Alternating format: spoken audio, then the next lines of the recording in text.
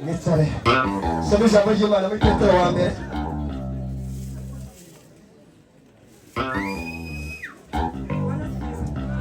Haleluya. Haleluya. Haleluya. Yewe. Anejejwe n'uyu mugabo. Bwana siwe. Ntabwo nzi ngo avuye hehe. Ariko nkimubona afite iyi nsimburangingo numvise binkoza hanze. Haleluya. Haleluya. Amen. Ubwo araza kumpa nambaye ndamushiriraho tike imugeza iwe aho yavuye.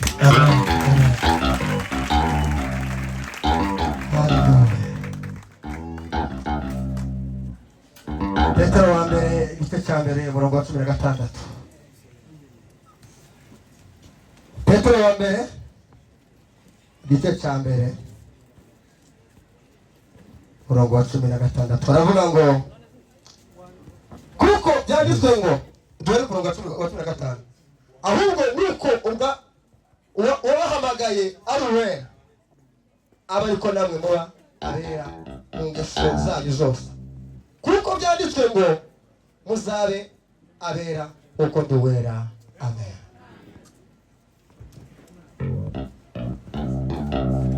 Tugiye kuganira y'amagambo minota mike cyane.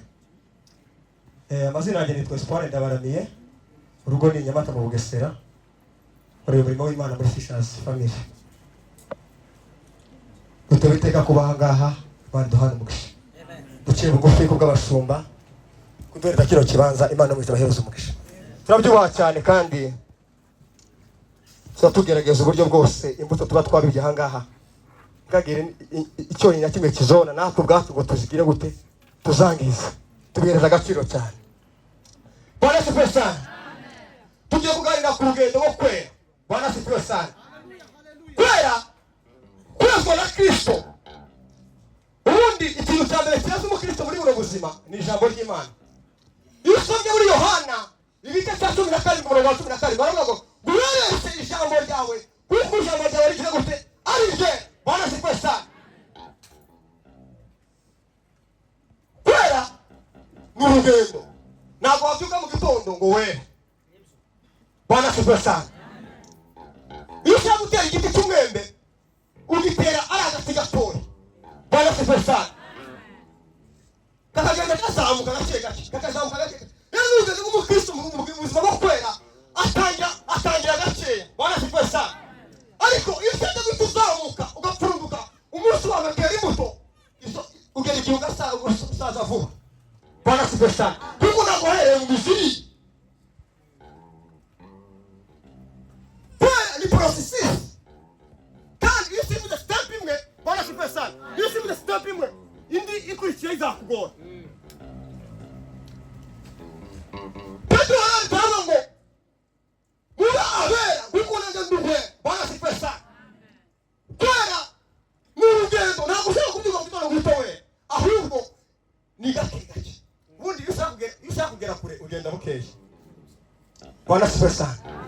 Niba ushaka kujya mu Buganda ntabwo natangira nirukanga sidorenga hano hirya.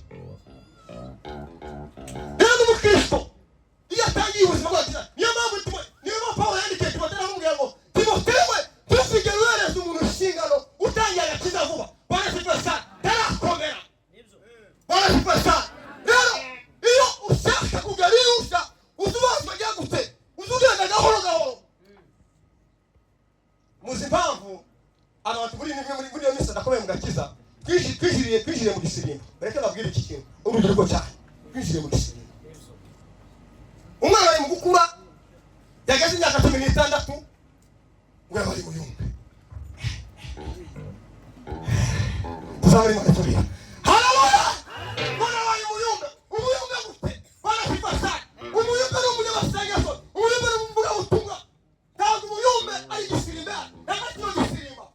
Ugasanga umuntu mu muyumbe ntagira Bibiliya. Yemwe. Uwo mu muyumbe. Oya. Agira agatambaro ka muswa ko kwenda gusa. Ahanga wagushita basore nta musore yagira agatambaro. Ubagushita agatambaro agasore. Ariko nyereka Bibiliya yawe cyo ukuri. Ariko bavanga ubyumbe akabyiga abayumbe hano. Mwebwe babwiza ukuri. Bavandimwe niba usaba gukomera tangira nk'umwana. Pawulo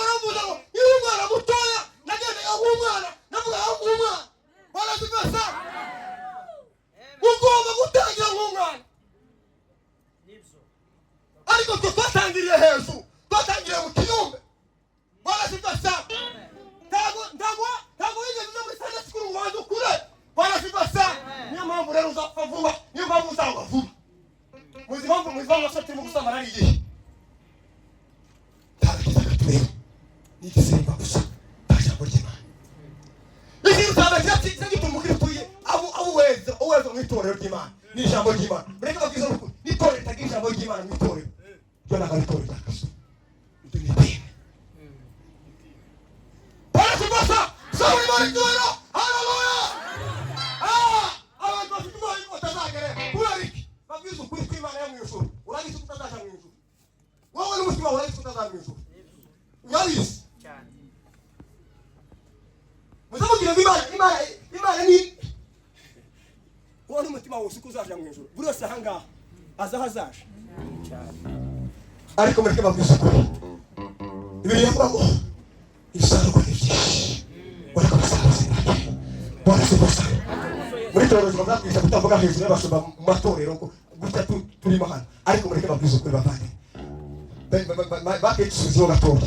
Babwiza ukuri. Impamvu abasarura bari bakeya murayizi. Abasarura bari bakeya. Bwana siposa. Mubene wacu wa Kongo ahantu hasigaye icyubahiro ni hehe? Ni mu kanisa. No kuba pasiteri. Kubera ko tutari mu gihugu cyacu rwerekana babivuze ngo bamwe bari kubara abapolisi abandi bari kubara abamotari abandi bari kubara abaki ariko ahantu hasigaye icyubahiro ni hehe? Ni mu kanisa. Umuntu ari kubyuka mu gitondo akagwane kuko musenyera ku pasiteri. Niba abandi ndakwatira ibyaha byatubwira ngo pasiteri we ngo narasambanye mu gitondo akaritiyo sitabimenye. Kubera ko umusumba n'umuntu ubika ibanga umutima ibi. Haleluya. Haleluya. Haleluya bose. Amen. Rero abakristo barukura baje kwakurira. Uraje kumwakurira niyigisha ninga yabavuga ngo hari umuntu ejo bundi waje kumbwira ngo yasambanye. Uzama wiyumva mu ikanisa mugira ubwoba. Ejo musambara gusongera gusubirayo. Kandi yavuze mu ikanisa mureke babwise ukuri bashumba. Haleluya. Nibo yabagaye kumusumba bikibanga iriya mutima y'umutima n'umugore mubana mu nzu takayimenye kubera ko niwe wahamagawe. Haleluya. Ubundi iyo wihamagaye ikintu cya mbere kikuranga ni ukuvuga vuga aho ugeze hose. Icya kabiri iyo wihamagaye barasibesa barasibesa. Haleluya. Iyo wihamagaye tuzawumva bakirisi usubwiriza n'iyinga ukongera ukabwiriza irindi yinga ukongera irindi yinga kandi hari harimo abana bakeneye gukura. Rero mureke babwiza ukuri bafite baje butuko mureke babwiza ukuri. Ikinyejana tugezemo nagato kwigishwa n'umwana w'umuntu. Yesaya yaranditse ngo yaranditse aravuga ngo urubyaro rwawe ruzigishwa n'Uwiteka. Ikinyejana tugezemo urubyiruko nagato kwigishwa n'umwana w'umuntu. Nicyo gupfuka mugasaba Imana ikakwigishiriza ikagucura. Barashimwa sana. Nigishwa n'umuntu udasa n'umuntu. Nigishwa n'uruvugwa. Nigishwa n'uruvugwa udasa n'uruvugwa. Ariko wigishwa na Kristo uzuba nka Kristo kagenda nka Kristo. Haleluya. Petero kubera kubana na Yesu Kristo. Baba Yesu ku musaraba. Baravuga bavuga nkawe. Kubera ko yigishwe na Kristo. Agenda nkawe, yicara nkawe. Bwana sifiwe sana. Iyo yigishwe na Yesu Kristo, usa na Kristo. Icyakabiri kila gituma Kristo yeye akobata n'urugendo rukwe. Ni mwuka wera w'Imana. Kandi tukibuza wa Kristo. Umwuka w'Imana. Bageze ukuri. Hano ari Kristo kamaze. Kama herezo ukuri. Mwuka wera. Mwuka mese. Ureka natupaka amazi. Harimo amazi. Umuntu umunsi Adamu na Eva bakora icyaha. Umuntu kamere yinjiye mu buzima bwiwe. Kamere yinjiye mu buzima bwiwe. Ariko mwuka wera yaje mu buzima bwawe. Azagatsikamira kamere. Akamwisa hasi. Tuzabona Imana zoe. Mwuka wera yinjiye umuntu azagatsikamira kamere. Bwana sibasa. Amen. Mwuka Imana kagaza mutima. Bwana sibasa. Mwuka w'Imana akagaza mu mutima gutya akuzura. Ariko kamere zamutse mwuka wera wazamuka gutya agasohoka. Tuzamuri bari kibayo. Haleluya. Ikintu kibuza mu itorero ni iki? Ni mwuka wera. Waforoda kuba pasiteri, waforoda kuba kina mama, waforoda kuba umuririmbyi mu itorero, waforoda kuzura mwuka wera w'Imana. Bwana sibasa. Niko waforoda kuzura mwuka wera w'Imana.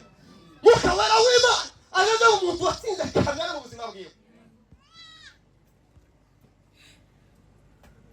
Umuntu amaze imyaka 35 mu ikanisa taruzura mwuka wera w'Imana. Ntabwo uri umukristo. Iki kugira ngo uzura mukawera w'Imana ikintu cya mbere aza gutegeka aza kugira guhagarara mu mwanya niba uri umunyamasengesho hagarara nk'umunyamasengesho niba uri umuririmbyi hagarara nk'umuririmbyi ntugwane kubwiriza mukawera w'Imana ayasanga umuntu uri mu mwanya umwe niko Dr. Luka yanditse hariya yaranditse ngo bose bari hamwe mu mwanya umwe barasifata umutima uri kolekte n'ijuru utawuzura mukawera w'Imana ariko iyo umukristo bazimyaka bakwiye gitaramo kare turuzura umwuka w'Imana urashaka mukawera w'Imana kitagaza dufasha n'iki ataturinda gukora ibyaha umuntu ufite mukawera w'Imana azagera kuri kano gato agiye kukiba umwuka akamubwira ati kwiba n'icyaha itegeko ry'Imana rero mu ariko umwuka w'Imana ari mu buzima bwawe urusuka gutyo ukamuganisha utagenda kubera ko nta mujyanama ufite mukawera n'umujyanama mukawera n'umujyanama ku buzima bwawe impamvu abakristo turi mu gukora ibyaha impamvu abakristo turi mu ngeso mbi nuko nta mukawera wuzuye base umuntu azaza akora icyaha utumubwira ati nta mukawera wuzuye wakuzura mukawera w'Imana gute Petero yabanye na Yesu imyaka yose ataruzura mukawera agira ubwoba bwo kugenda wenyine azagenda n'imbugita azagenda n'imufasha ariko umunsi yayicaye hamwe n'abigishwa ba Yesu araza mukawera mugeramo barashimwa sana icyo gihe azamutse mu cyumba cyo hejuru ndamusengera wa mwana w'umukobwa barashimwa sana umwuka w'Imana yageze mu buzima bwawe udusengera cya gatatu kizagituma umuntu Yesu nuko mu masengesho ndasoje nuko mu masengesho gusenga zagukomeza nasaze ariko kunesha k'umukristo urugendo rwiwe sizatinya mfite uko gusenga rwa misozi imwe murika imbere y'Uwiteka mfite ububasha bwo gutegeka no guhindura imigambi umwanzi Satani ijambo iyo dusoma ijambo ry'Imana tuba turi kuvuga Imana niba iri kuvuga ibiri kutubwira ariko twinjiye mu masengesho tuba tugiye kubwira Imana abantu batinze kubwira Imana ntibatinda kuza kumva Imana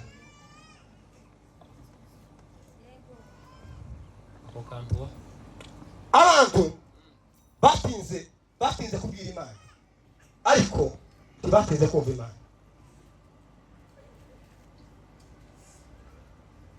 gusenga ni byiza musenge umukristo usenga ntabwo wazagerayo gusenga